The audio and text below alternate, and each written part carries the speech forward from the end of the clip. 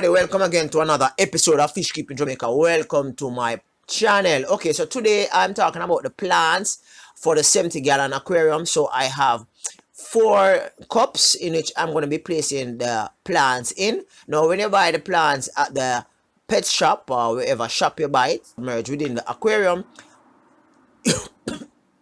you get them in containers that are not really looking suitable for, for showcase. So I've purchased 5 cups in which I'll be placing plants in, right? Now the cups are placed on this container, well, should I say on this flat surface, because I know that it's going to be messy, right? Now I'm using samurai soil as a means of aquarium soil, and I'll be placing these soils in the cups that you see placed on that surface. So this is the first soil I'll be actually transferring to the cup. Now, in looking at the cup, I realize that the cup have some huge spaces at the side and at the and that's intentional, but I never realized that it was so huge. So now I'm gonna have to place a little mesh. This mesh comes from the mesh that actually held the stone for the filter box, right? I'm gonna be cutting this mesh in 5 pieces, and I'm gonna be placing it at the bottom of the at the base of the containers, right? I call them cups, right? So as I place them in the cups, I will actually cut the side of the container holding the plant, and I'll be placing it into the cup. Right, so it was a little tricky because you see the large the space, right? And you're talking about soil being in this. Now this cup will be submerged in the gravel substrate, so you won't see this cup any at all. Alright, I'll be actually placing the soil around the cups. Here I actually pulled the soil, and I saw where which they offer aquatic biotic botanical. It's like a fertilizer, a fish friendly fertilizer that goes with the soil.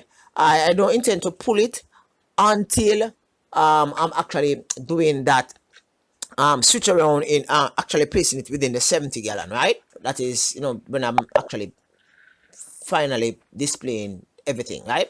Okay, so the plant has been transferred into the cup. It was a little tricky. I had to use the scissors to cut the side, and then gradually shake it out.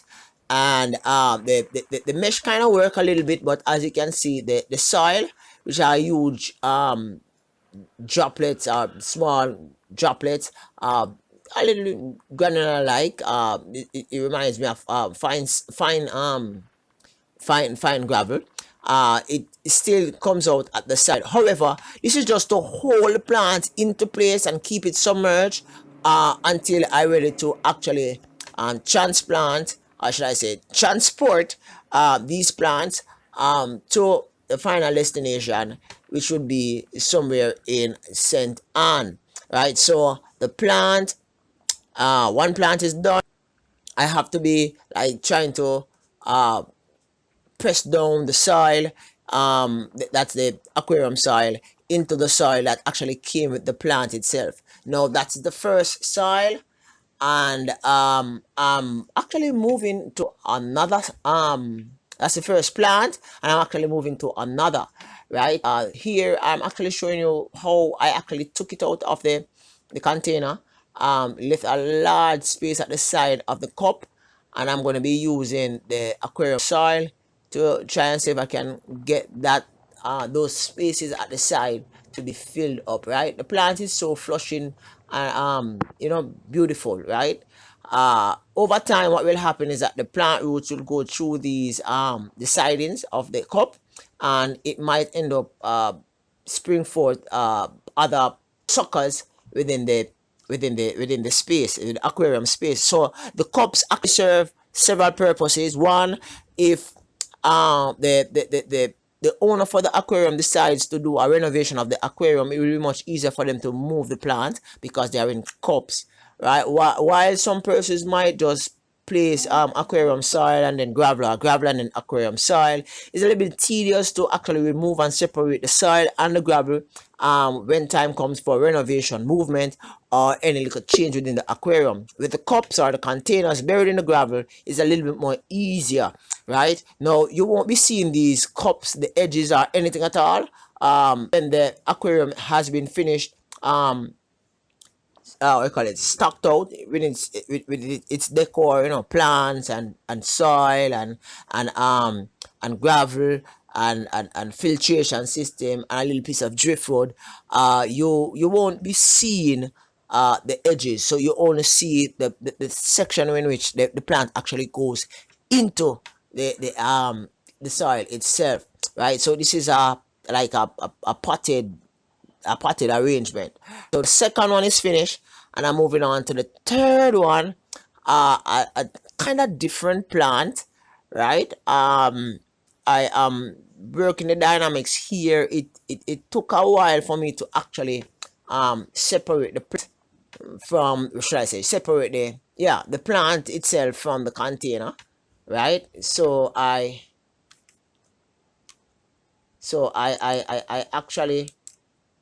I actually took my time to do that,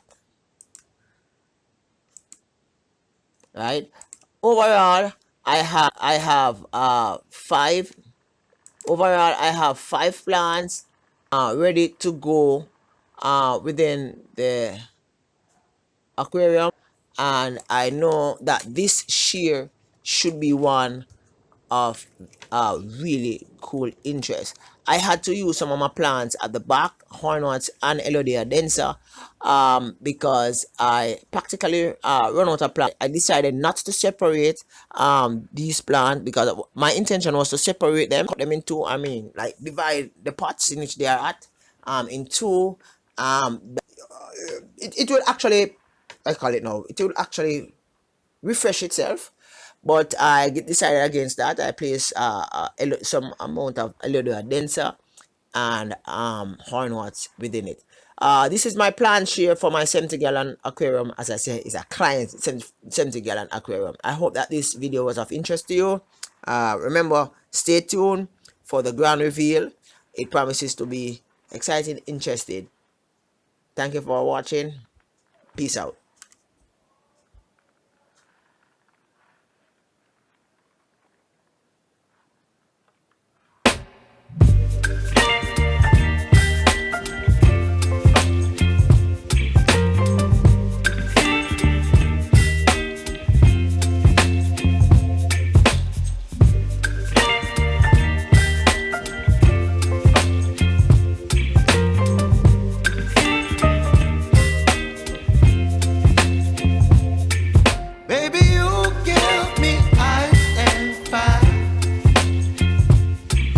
Me wind and rain, you're some kind of butterfly.